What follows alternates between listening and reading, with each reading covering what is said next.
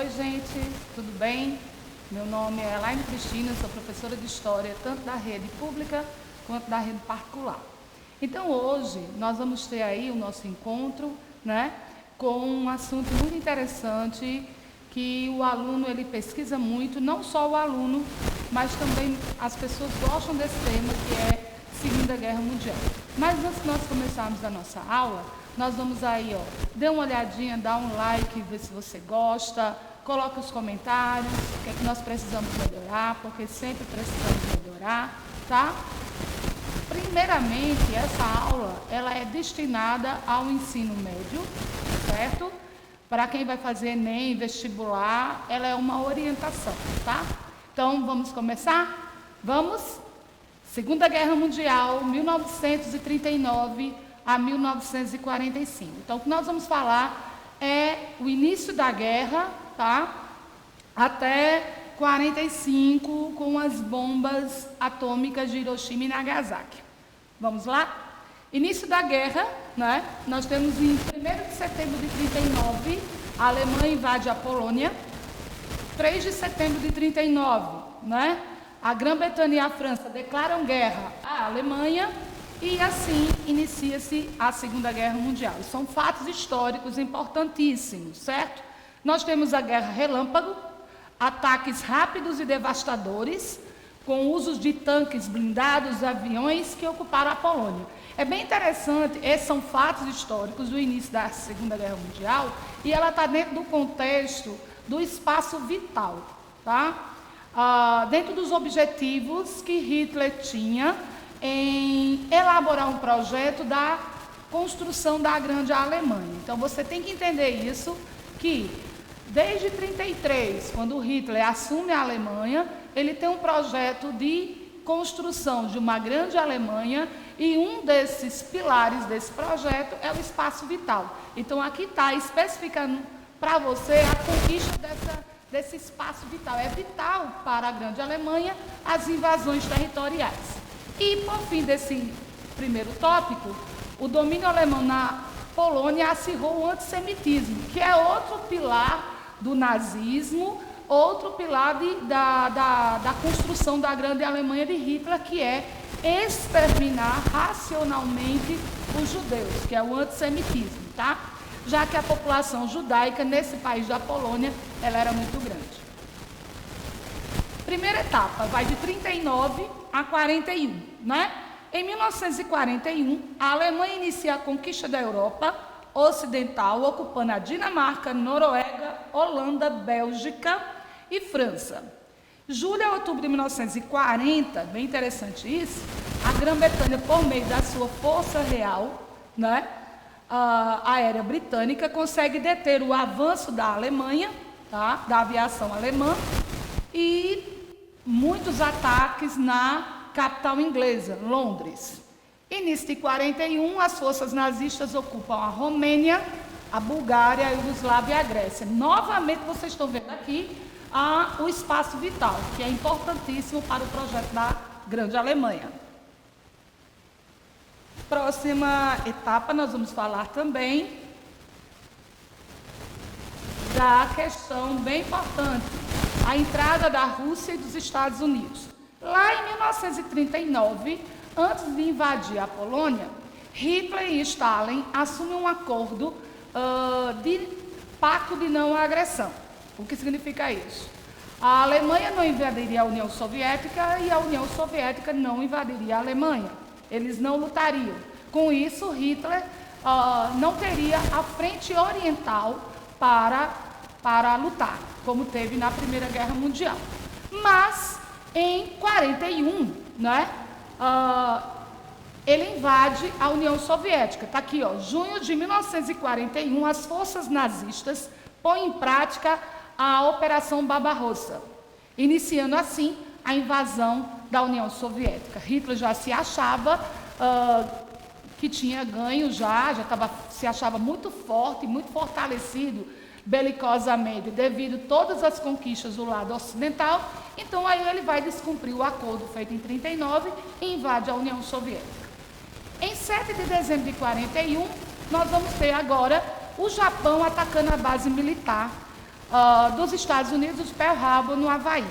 Aí está dentro de um contexto de uma luta imperialista pelo Oceano Pacífico. É bem interessante essas questões, que é quando os Estados Unidos, em 8 de dezembro de 1941, declara guerra ao Japão. Temos que lembrar que nós temos 2 eixos aí, ou duas alianças, né? O eixo Roma, Berlim, Tóquio, que eu gosto de brincar, o eixo Roberto, ó, Roma, Berlim, Tóquio, e os aliados, que aí é a Inglaterra, a França, uma parte ocupada, a outra não, certo? E aí os Estados Unidos formam, com os aliados, a força contra o Roberto, o eixo Roberto, né? Então, olha aqui, ó, nós temos as fases da guerra, a expansão do eixo, o eixo Roberto, que é uma brincadeira que eu faço, né? Roma, Berlim, Tóquio, né? 1º de setembro, a invasão da Polônia, setembro de 39, França e Inglaterra declara guerra, e japoneses derrotam os Estados Unidos nas Filipinas em 42. Na segunda fase, nós temos a reação dos aliados, certo? 43 a 45, Hitler começa o início de perder a guerra. Então, nós temos aí, em 43, os americanos recuperam as ilhas do Pacífico, dominado pelos japoneses. 25 de agosto de 44, libertação de Paris, que é importantíssimo. Nós temos uma força de resistência em Paris muito forte, tá? 30 de abril de 45, Hitler suicidou-se. 7 de maio de 45, né? A redenção incondicional da Alemanha. E 14 de agosto de 45, a redenção incondicional do Japão, após as 2 bombas atômicas, certo? É bem interessante vocês entenderem isso, que a gente está trabalhando com fatos históricos, tá? De como a guerra ela foi acontecendo de 39 a 45. Detenção e recuo do eixo, a guerra na Europa, tá? Frente oriental, os alemães sofrem a primeira derrota na Batalha de Stalingrado, uma batalha muito pesada, muito forte, com muito sangue, tá? Bem interessante a gente entender essa questão. À frente mediterrânea, os ingleses e americanos derrotaram os nazistas no norte da África, enquanto a Itália é invadida pelos aliados. O Brasil vai, em 42, deixar de ser neutro, né? A questão de Getúlio Vargas estar no governo, e vai enviar soldados para combater os italianos, tá certo? E à frente oriental, em 44, os aliados desembarcaram na Normandia, que é o dia D. Quem quiser assistir, tem um filme chamado Resgate do Soldado Ryan. No início do filme, ele tem muitos minutos de gravação, de filmagem, em cima dessa entrada na Normandia, que é uma planície, né, aberta, onde os aliados não tinham de se esconder, então teve um índice de mortalidade altíssimo. Então, uma dica aí para vocês, o Resgate do Soldado Ryan, para vocês verem, concretizar o dia D, que é o desembarque na Normandia, tá bom? Vamos agora, olha aqui nós temos imagens, é uma fotografia tirada da internet, tá bom?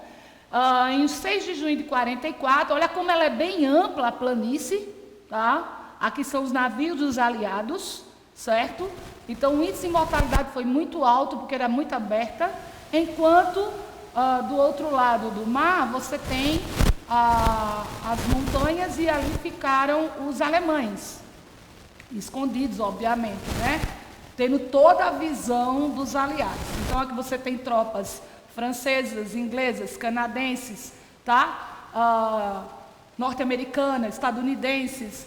Por quê? Porque era uma forma de fazer com que os nazistas recuassem. Então você tem aqui, bandeiras dos Estados Unidos, da Inglaterra, do Canadá, da França, e esse mapa aqui, ele mostra justamente como foi a estratégia dessa entrada na Normandia, tá? E também um índice de mortalidade altíssimo, certo? Porque era muito amplo, era muito... eles eram alvos fáceis dos tiros dos nazistas. Olha aqui outra foto também, que você tem uma visão do navio, né? Uma visão do mar, Bem interessante isso, da chegada dos soldados estadunidenses. E você vê aqui, ó, a montanha, né? Aqui ao fundo, certo? Onde os nazistas estavam. Então, estavam bem escondidos. E os aliados é que estavam desprotegidos, né? Bom, fim da guerra de 45, o Japão segue em guerra recorrendo aos kamikazes. São aqueles pilotos suicidas. O que é isso? O próprio avião era a bomba. Então, você tem que entender isso no contexto da honra japonesa, de morrer pela sua nação, de morrer pela sua pátria, tá? Em 6 e 9 de agosto de 45, nós temos o lançamento das duas bombas atômicas. 6, Hiroshima, 9 de agosto, em Nagasaki, né? Os Estados Unidos jogam essas duas bombas, né? A primeira e a segunda, tanto para mostrar o fim da guerra já tinha acontecido com a Alemanha e a Itália desde 44, mas mostrar para o mundo também quem mandaria a partir daquele momento, certo? Aqui nós temos uma foto da bomba, mostrando a vocês que as imagens elas tem na internet, você livre acesso, certo? Little Boy. E aqui você também tem imagens é uma bomba que ela explode no ar, ela não é no chão, né? O índice de radioatividade é fortíssimo, segundo algumas leituras, teve pessoas que sumiram no ato da bomba, então imagina aí. E aqui do lado você tem a destruição, né, das cidades, um pedaço, né, um fragmento da destruição, da representação da destruição das bombas atômicas, certo? Outra destruição da bomba atômica de Hiroshima e Nagasaki, né? Foi um desastre, certo? Então, deixa um comentário, vê se você gostou, certo? O nosso objetivo foi mostrar para vocês justamente como é que se deu os fatos históricos durante a Segunda Guerra Mundial. Aqui nesse slide vocês vão ter a conferência de Utah e a conferência de São Francisco, fevereiro de 45 e junho de 45. Como é que vai ser dividido, como é que vai ser organizado o mundo após Segunda Guerra? Então, muito obrigada pela companhia e até a próxima.